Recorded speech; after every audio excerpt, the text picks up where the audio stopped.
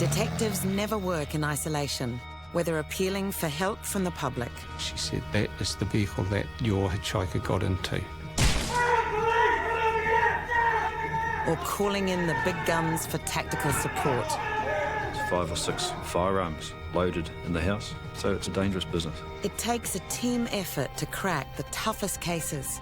I had a guy who was my needle in the haystack detective, and that was his sole task. Tell me who the victim's going to be.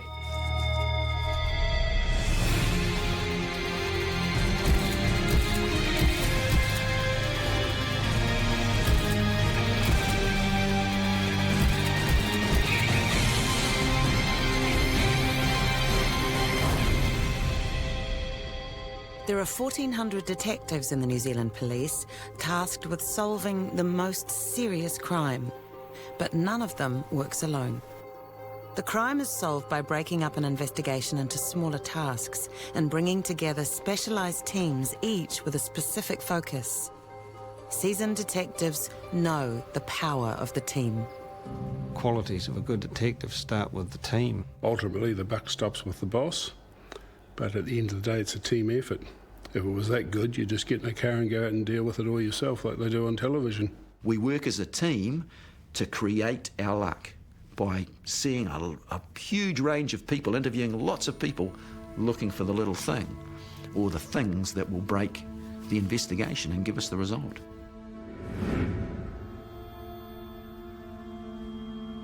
We had surveillance squads, we had a helicopter on standby, we had police dog squad availability as well, the Wellington Armed Defender Squad. We had all of these things that happen in a police inquiry that the general public don't know about. By harnessing the combined power of many smaller squads, the team on Operation Mist solved one of the most baffling investigations in recent years. Regional council workers laying poison in the Rimutaka Forest Park made an unusual find in the bush.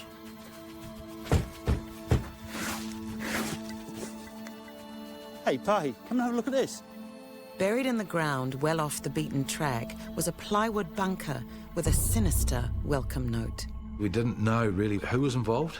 We didn't know the intent it was going to be used for, but we needed to make sure that nobody was immediately in danger in the time that we were trying to do these initial inquiries as well. So we had deployed staff up there and amongst the bush that stayed there 24 hours a day.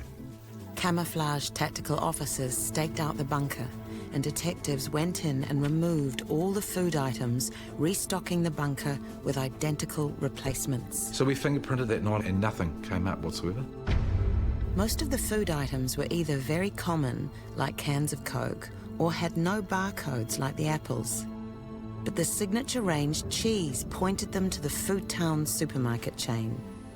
Teams of detectives were sent to all the outlets in Wellington. We had a bit of a cover story that we were investigating quite a major fraud, and we needed their assistance to try and establish who the offenders were. So we went to their systems and with reams of paper and printed off every purchase of 750-gram signature range block of cheese. Detectives painstakingly trawled for purchases of the cheese with anything else from the bunker: Coke, apples, biscuits. After sifting through the tens of thousands of transactions, they found a purchase of the cheese and 3 matching items at Food Town in Lower Hutt. So we went back to that supermarket and looked at their footage, and it depicted an older guy with a younger guy making this purchase using cash. So we had these photographs of these two that we thought, oh, well, it could possibly be somebody that's involved. We don't really know at this stage. So we just put these photos up on the board at the police station saying, can anybody identify them? Does anybody know them? As inquiries progressed and the guys that was camping out at the bunker and keeping observations, this car turns up out of the blue. They watch it come in and park up, and it's got the registration plate Jenny B, and this young guy gets out of the car and he walks up and into the bunker area. He looked around for a while and removed this fern and then proceeded to climb into the bunker. So we had a line of inquiry. The car was registered to a woman by the name of Jennifer Ann Barrett, Jenny B, yeah, and people started to put 2 and 2 together to this photograph that we'd had from the supermarket, that was John Barrett. John Barrett was a barrister practicing in the Hutt Valley. Police ran checks on the Jenny B number plate. It had been issued with a speeding fine some months before, and the fine was issued to a guy, Matthew Norman Payne. Our inquiries led to another guy, Simon Philpott, who was John Barrett's stepson. So everything started to fit in. You know, the block of cheese was starting to pay big dividends in terms of the initial inquiries that we did. Surveillance teams knew Barrett, Payne and Philpott were involved. From the writing on the bunker wall, they were sure a kidnapping was planned. They just didn't know who was going to be kidnapped. I had a guy who was my needle in the haystack detective. You know, it was, tell me who the victim's going to be. And that was his sole task, based on all the information that was coming into the inquiry. Tell me who the victim's going to be. There were many possible targets. The All Blacks were due to play South Africa. Could the intended victim be a key player? Or someone from the recently published Rich List? Or perhaps visiting Irish heartthrob Ronan Keating? The inquiry team focused on the suspects, tracking their every move. They got on Jenny B and they went for a drive, followed by our surveillance squad, and drove off into Wellington and went to the Botanical Gardens. John Barrett and Matt Payne got out of the car and went for a walk. The area that they dropped them off into gave us an indication, could this victim be in this area? At this stage, we'd had this device in the car and we could listen to conversation via cell phone from Barrett to Philpott, you know, he's not home. Then came a breakthrough on identifying the target. You got the gun ready? The surveillance team overheard Barrett and Payne discussing getting the gun ready. Good on you, boy. And then Barrett made a phone call to the office of a wealthy Wellington businessman to check that he was in town that night. Detectives had to move fast. So straight away, we think we know who the victim's going to be. As the suspects headed into town, unmarked police cars tailed them into the city. The intended victim lived near the Botanical Gardens. A heavily armed tactical squad infiltrated the area. As Barrett and Payne and Philpott had parked the car, Philpott was driving. Barrett and Payne get out, they go to the boot, they remove a bag, and they're heading off into the Botanical Gardens.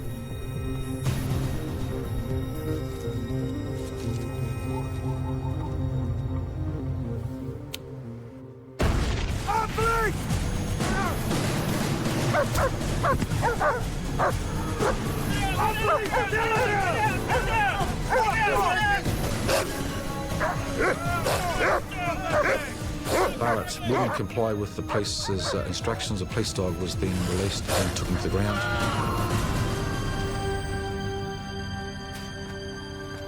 Inside the bag there was a sawn-off shotgun, some ammunition in the pocket of the overalls. A successful operation and a great result, but the case was about to turn bizarre. At trial, Barrett elected to defend himself. I'm pretending I'm an aircraft like I did when I was 11-year-old, and I'm crazy enough to talk to ducks. They just tried to portray it as being a game, and they didn't want to go anywhere near the facts of the case, the observations of the police officers, the evidence that we'd gathered through the duration of the inquiry. Guilty. I am quite sure that without the intervention of dedicated and careful officers, these accused would have advanced their plan with very concerning results. And there's one final twist in the tale of the bunker in the bush. John Barrett, when he was a part of the community, held public meetings where he spoke around the dangers of dropping 1080 poison bait from helicopters. And as a result of that, the regional council workers that were doing the bait laying on foot found the bunker. So everything came back to bite Mr. Barrett in the arse, really. Caught by a team effort before anyone got hurt. But with untold lives shattered, it would take the creation of a brand new team to catch South Auckland's serial rapist. We had 40 that we believe were committed by one guy, and he was still out there offending. That was the frightening part about it. Police say more than one person may be involved, but are worried a serial rapist is on the loose and fear someone could be killed. Securing a conviction, getting closure for a victim's family, both are big motivators for the detectives. And when they can't get a result, it's hard to take. Every rape that happened, you felt like you'd failed the victim because you hadn't caught the guy, so he was still out there going. A 6-year hunt for a serial rapist was a testing time for South Auckland Police, but the operation saw the creation of a new weapon in the detectives' arsenal, a criminal profiling team headed by Dave Henwood. To be able to profile a crime, it has to be a psychologically driven one where a person does more than just break into a house. He behaves in a way that he has to behave because of the way he's psychologically driven to behave. That's the difference. From the more than 40 unsolved rapes detectives believed were committed by the one man, they began to form their profile. The rapist would have his first criminal conviction at age 16. He would be a convicted burglar, and he would have some link with the neighbourhoods where he committed the offences. When they factored in the descriptions given by the victims, they had the age range and physical appearance too. The profile enabled detectives to filter 115,000 potential suspects from police records down to 3,000. Police needed to get a DNA sample from all 3,000 to check against samples left at the scene. They were quite happy to give their blood because they knew what we were there for. And a lot of the people that were on the suspect lake were gang members, but some of the victims were gang-related people as well. So there was a fair bit of empathy there for us. They were quite happy to help us. One of the team of detectives, dubbed the Blooding Group, called into a South Auckland factory to take a sample from a worker on the list of suspects. Barry Ramaki took the sample from him. After he refused first on religious grounds, then he gave a sample. The test results took a week to be compared with the samples from the crime scenes. 47 crime scenes from the previous 6 years, 47 victims raped and beaten. The case had been a political football, kept talkback radio running hot, and the people of South Auckland running scared. When the results came in, the offender was identified as Joseph Thompson. It's hard to reconcile to Joe Thompson sitting in the interview room to the beast that was out on the street. I mean, the victim statements were horrific. And he was this guy, this little guy, with his hat over his head, just going through it all as if it was a bit of shoplifting or something. Detectives using criminal profiling had caught Thompson when their traditional methods could not. And the new profilers were used again when a contentious case was reopened after 6 years. We'd been to see Janine's parents down the Bay of Plenty, outstanding New Zealanders, great people, and they were very grateful that we were having another look at the circumstances of their daughter's death. They never accepted for one moment that she died of asthma. Janine Law had been found dead in her Grey Lynn house. She had a tea towel stuffed in her throat, and there was evidence she'd been sexually violated. The original investigation ruled the death a tragic accident. I was asked 6 years later to form a team and have a look at it after the case had been re-examined by a couple of senior detectives. I was given a couple of short paragraphs as to what I was to achieve. One was to find out whose fingerprints were on her bedroom door, which remained unidentified, and to find out who'd had sexual intercourse with her, and to find out whether that was by consent or was there some sinister purpose behind it.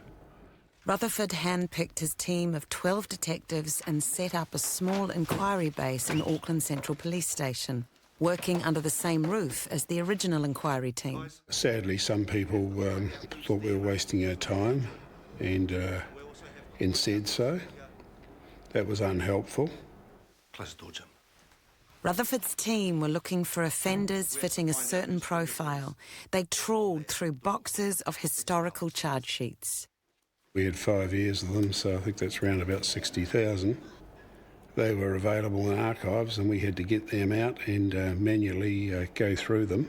And if they fitted the criteria we were looking for and the profile of the person we were looking for, they made up the list of persons of interest. Bearing in mind we only wanted one, I think at the end, from memory, we got down to about 350 possibilities. The team went into the field to find those suspects, to ask them to give blood to rule them in or out of the inquiry. The blood would be checked against a DNA sample preserved from the 6-year-old crime scene. We found that some were dead, and that was a bit tricky. Some were overseas, so we sent files off overseas. And then, as you'd expect, a number of them are in jail. One of the Auckland prisoners, one of the guys went up there There was 5 that we wanted, and they were asked to come down to the medical centre. There was a nurse available, and they were all told what the inquiry was about. They were given informed knowledge as to why they were giving the blood, and James Tamata was one of those 5, and he saw his colleagues giving the blood, and when it came to him, he threw his arm out. The nurse did what she had to do, and we had his blood. The suspect looked good on paper, but the wheels of science turned slowly. Rutherford's wait for the DNA results was a long one. I can remember sort of playing golf, walking up and down fairways, thinking about how much longer. But when the phone call came through to say, hey, here's your man, by crikey, we felt good.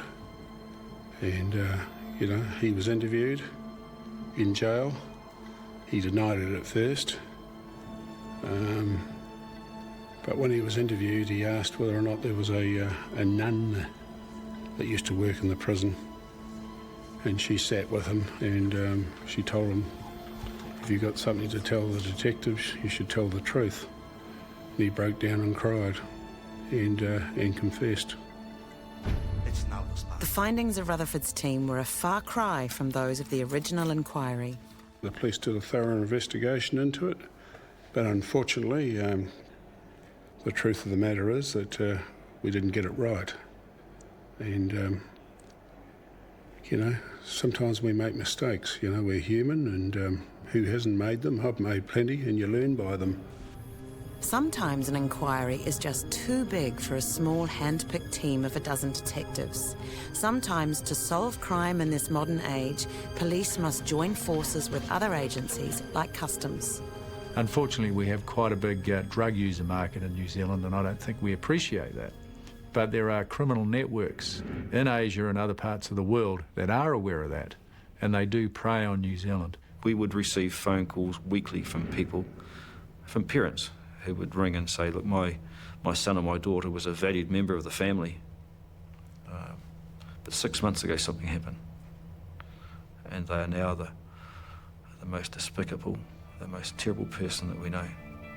In 2006, the police war on methamphetamine reached new heights when they caught wind of a drug syndicate operating out of China, bringing huge volumes of the drug to New Zealand. Operation Major would take the fight to the syndicate. The operation culminated in the arrival of 2 containers in May 2006, one containing 95 kilograms of pure methamphetamine, hidden in blocks of epoxy and tins of paint. And quite separate to that was another container that came in with hundreds of bags of cement, 11 of which contained pure, or the contact NT, which is the pseudoephedrine precursor chemical that the New Zealand-based crooks need to manufacture methamphetamine, which I believe had a street value of between $350 and $500 million. It was significant. Now, these are going to people who wouldn't have got school cert science to manufacture a drug that people are putting inside their system. From the small-time user to the major importers, there are many layers to the meth industry. In order to catch the big players, when police seized the shipment, they kept quiet and instead passed fake drugs on to the dealers. 20 kilograms of what they believed was methamphetamine was delivered to a pre-arranged spot. Happened to be the St Luke's shopping centre car park. Those drugs were surveilled, and 2 offenders came along, picked up the drugs which were in the boot of a car, took the car away. A covert approach would lead detectives to the big players, but terminating the operation would be direct and in your face. When police joined with customs to intercept a massive shipment of methamphetamine, they tracked the distributors to a house in Koimarama. It was time to terminate Operation Major.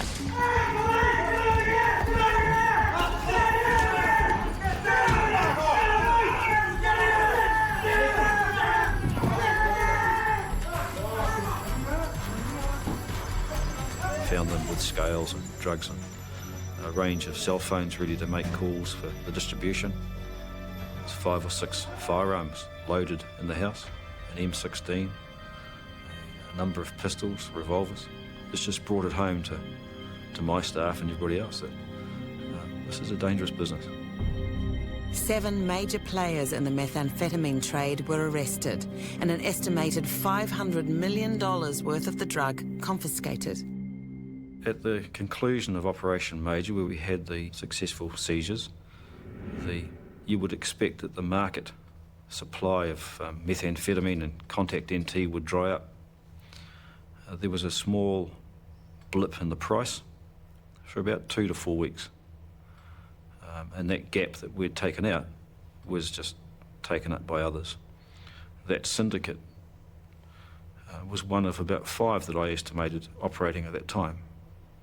So if you say that each one of them was worth that amount of money, it puts you in the ballpark of what the size of the methamphetamine market was in 2006. Nothing's changed. Drug crime dominates the news, but when it comes to headlines, not all offences are media-friendly. Detective Senior Sergeant Tasha Penny was second in charge when a man beat his partner after they'd been out at a family wedding.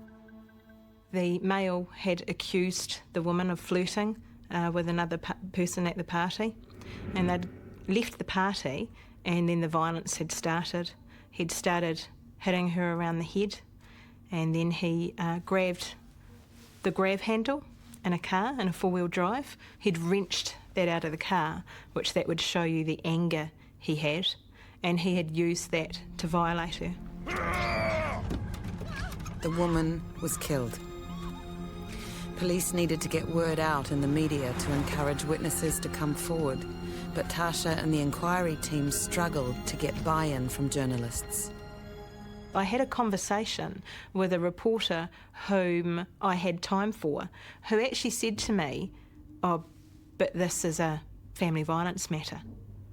And that really struck a chord with me, because I thought, if you think but this is a family violence matter and it's less important than the other perhaps high-profile cases we've had, then we have an issue. So for me to have somebody who is educated and worldly tell me that this is just a family violence incident, it was so wrong. So Tasha brought the reporter to the police station to meet the homicide team. A homicide base tells a story, pretty much. It tells a story of perhaps the critical things in relation to the incident. We have a photo board, so you'll have the photo of the deceased person there. But the other victims, who are just as important, and in relation to this case, were her 5 children. We made sure they took pride of place on that victims board, because unfortunately Sarah had died, but her 5 children were now left without a mother.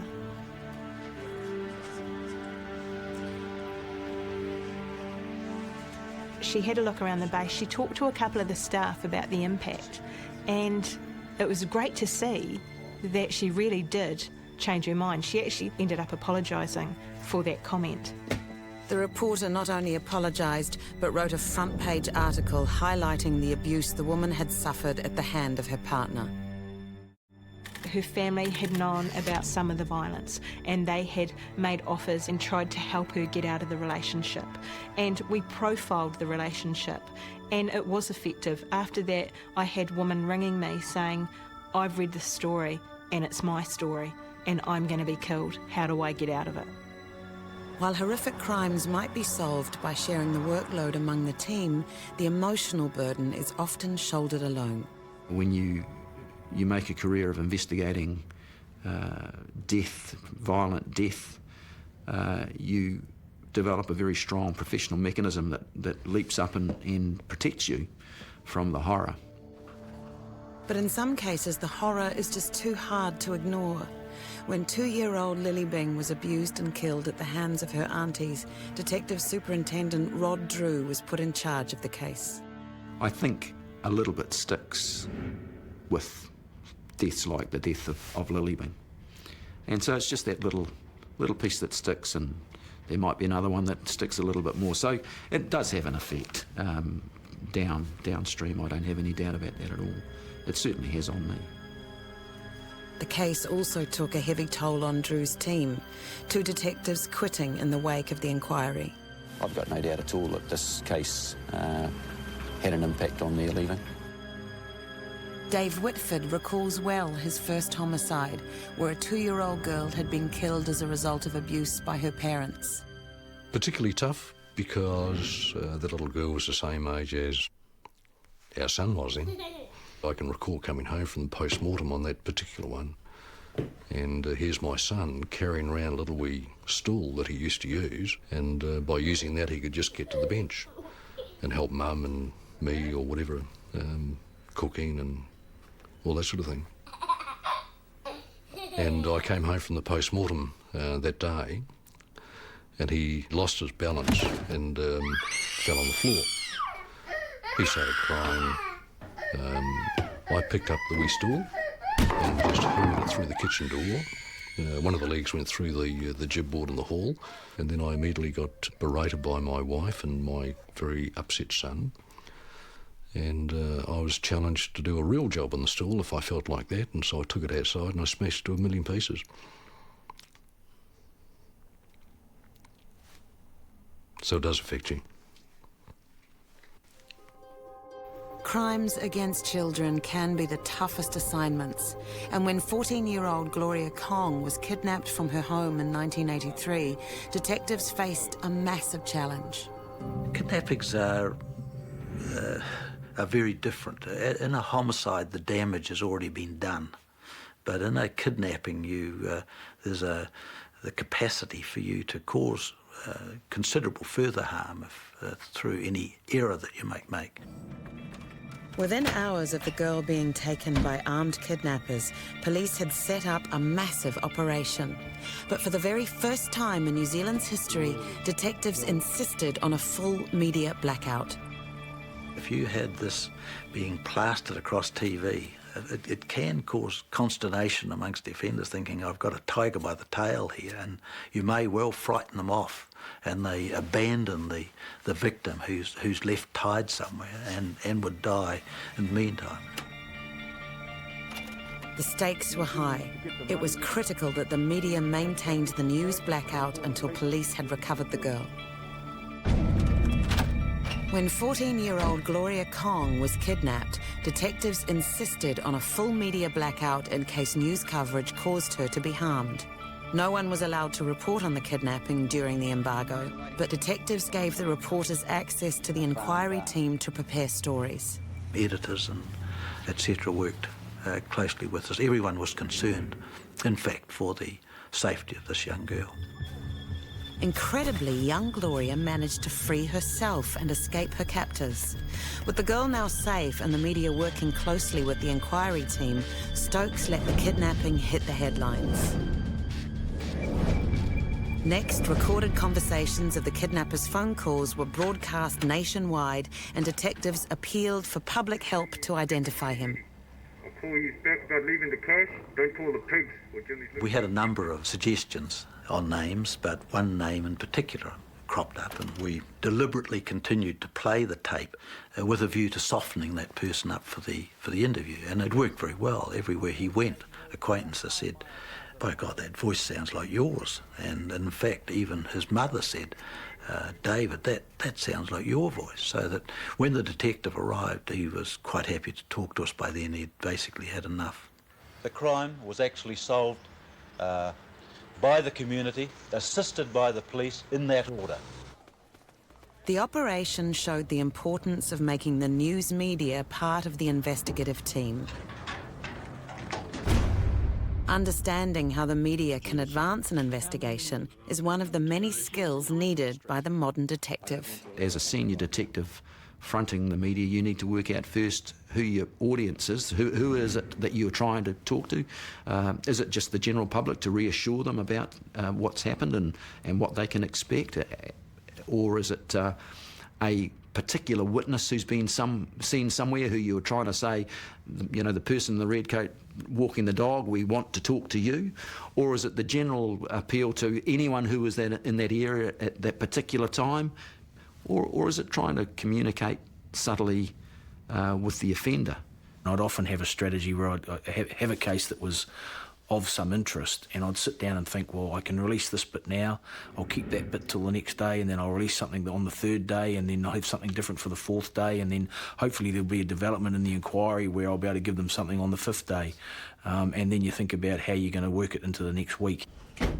30 years after the Gloria Kong kidnapping, when Howick woman Kelly Zhao was abducted, Neil Grimstone took an entirely different approach to using the news media. We decided we had to go public and put some pressure on these crooks to say that we knew what was going on, that we were involved, and that you know, it's only going to be a matter of time and we're going to come looking for you and we're going to find you, and we want this woman back in one piece. I've demanded $500,000 in cash to be paid by noon just gone. I know you have grave fears for her safety. Are you perhaps further endangering her life by going public? Well, you know, these are tactical decisions that we've made, and sometimes we're damned if we do and damned if we don't. They hadn't contacted us by the first deadline. We made an assumption, and that's the reason we've gone down that road. Fortunately, the decision we made was the right one, and clearly the crooks felt the heat and decided that they hadn't perhaps got this right, and it was best to dump her and where we would find her. Kelly Zhao was rescued by police in this industrial street in Onehunga in South Auckland. She'd been held captive for more than 20 hours. It was a huge relief to have her back safe and sound and not physically harmed. You then go into a phase where you start tracking down the offenders, which is where we went once we got her back. The Chinese community were quick to assist the police, and the 4 offenders were brought to justice. And it's that close relationship with the community in areas like South Auckland that can be a lifeline for detectives battling violent street crime. You'd get carloads of young men, and they're predominantly men, and they would go to another person or another area to intimidate the others, and you'd get carloads of people who would know about it to go and watch, and they'd have fights, and they'd organise this through text messaging. It was a fight by arrangement. The majority of these young men went to school, reasonably good grades, went to church, did the family thing, well respected, but by night they turned into a different sort of being. Police can't cope. We are stretched. We can't cope with what's going on.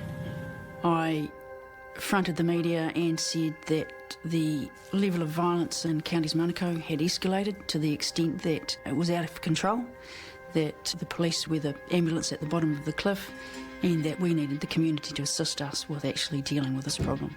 As a result of that, a number of community projects were put in place around Counties Manukau, and they've worked well to actually reduce the level of violence and actually reduce the escalation of it.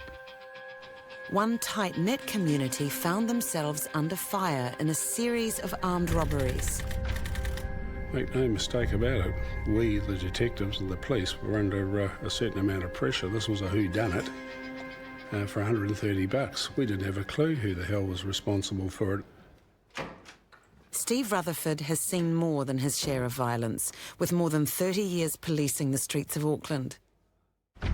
It was the middle of the night when he was called out to a shooting in East Auckland. Inside this pizza shop, things lie scattered as they did on the night Marcus Doig lost his life. Outside, police are literally sifting for clues. It's a matter I'll never really ever forget, especially having to go around and see his mum and dad the next day, try and bring some form of sense, some sort of reassurance to them, introduce myself and some of the people that went with me to tell them that we'd do our very best to bring these criminals, scumbags, call them what you like, to justice. I wasn't going to bring their son back, but I wanted them to know that we were going to do what we could for them and leave no stone unturned to bring theirs to justice. But Rutherford's team had barely got started when the gunman struck again. This security vision from the ASB Bank captures the seconds before a 44-year-old teller was shot by a lone gunman yelling obscenities and demanding money. The bank teller cooperated, and I'm told his arms up in the surrender position, and for his troubles got shot right in the head again. Not only was he murdered, he was executed. Like, to be honest with you, When I went to the Mangere Bridge and got a full summary, I looked at some of my senior staff there. Some of them looked shattered. I felt knots in my stomach. You felt, who's going to be next? With a killer on the loose, detectives feared there would be more carnage if they didn't catch him soon. Steve Rutherford knew the best chance was enlisting the help from the community in the firing line. He hit the headlines, with the young gunman's image plastered across the front of the daily paper. He wasn't the most sophisticated criminal, and his disguise wasn't particularly sharp. And to be fair, and this is a big call.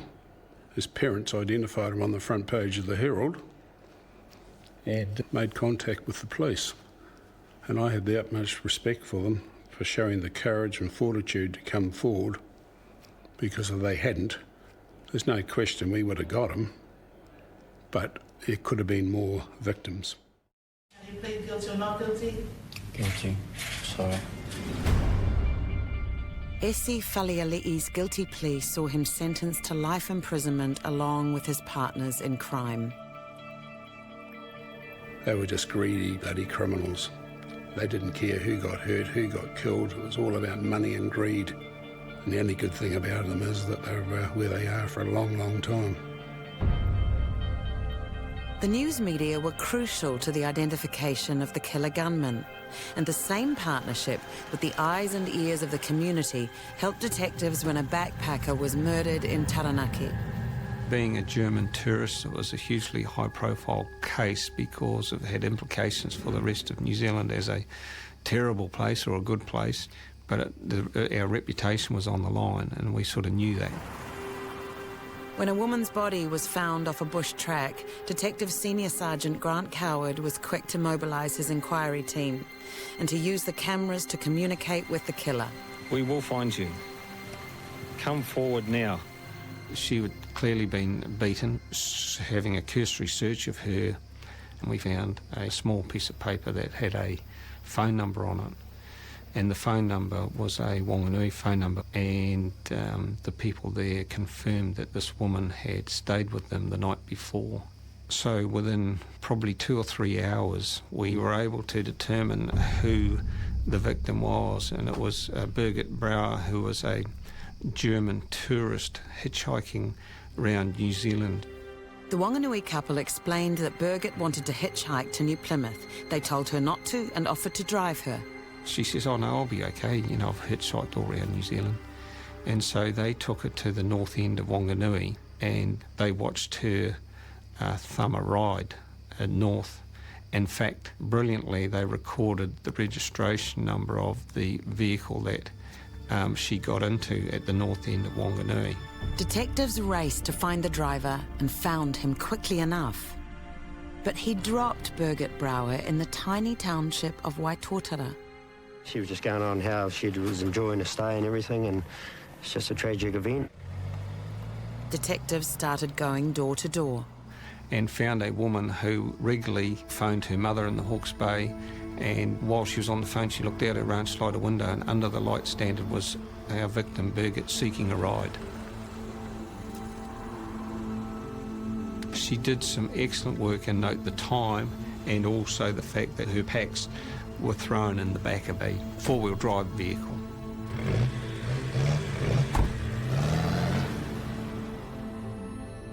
In rural New Zealand, four-wheel drives are a dime a dozen. But when detectives making inquiries on the main highway got to the Waverley BP, they were told the town had its own security cameras.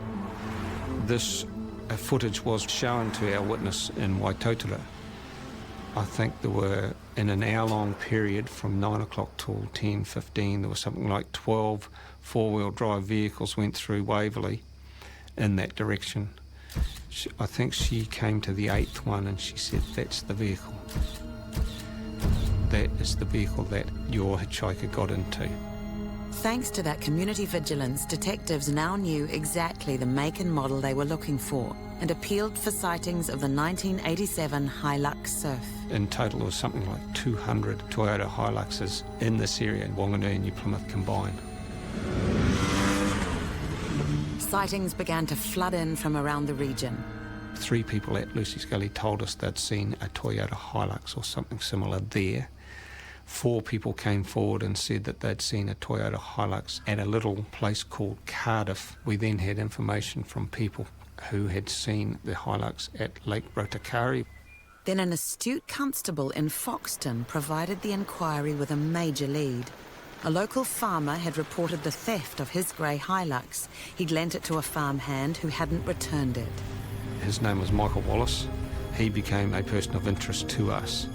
Specialist search teams were sent to the areas where the Hilux had been spotted. At a remote stream, the investigators got the breakthrough they'd been seeking. We found cigarette butts which had Michael Wallace's DNA on it. We found a metal bar in the river, which we believed was a weapon, because on the back of Birgit's leg was a welt from a swing from a weapon on her leg, and the metal bar had a little T-point on the end, and the T-point is clearly visible on her leg. And so as time progressed, we got that metal bar examined, and it was found to have Birgit's DNA in it. So I mean, that clearly showed that it had been used on her. They now had a solid link between Wallace, the Hilux, and Birgit Brouwer. The inquiry team now numbered more than 60, and it wasn't long before the Hilux was found abandoned in the Ohau River near Levin. The hunt for Wallace intensified. He knew the area and was a difficult man to track. He is transient, and we believe he's got some bush skills. But enlisting the help of the whole community paid off. When Wallace stole another car from a small town, a vigilant resident spotted him and called the police. Captured, cuffed and caught on AmCam. On the 18th day of the inquiry, police finally nabbed their man. Wallace was convicted of murder and sentenced to 18 years in prison.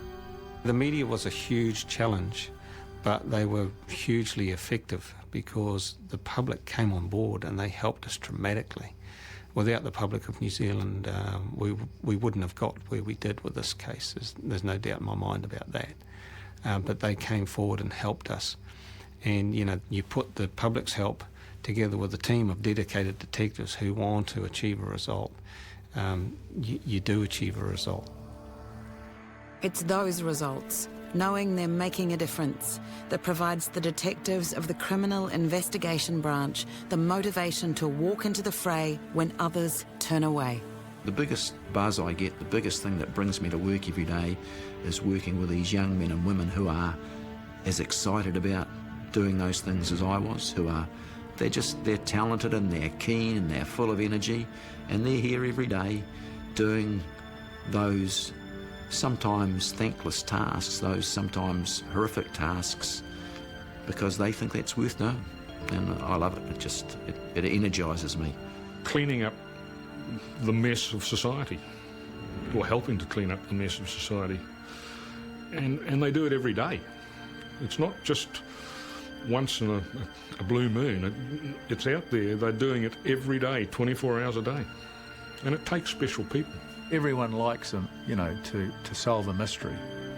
And that is often a driver for us. It's a driver for me, but really the main driver is that one of getting some satisfaction for your victim. Actually bringing people to the courts of justice is a real sense of achievement. I've got family, friends, and certainly I want this city, this country to be as safe for them as it possibly can be. If we do our job as well as we can, it's going to be safer.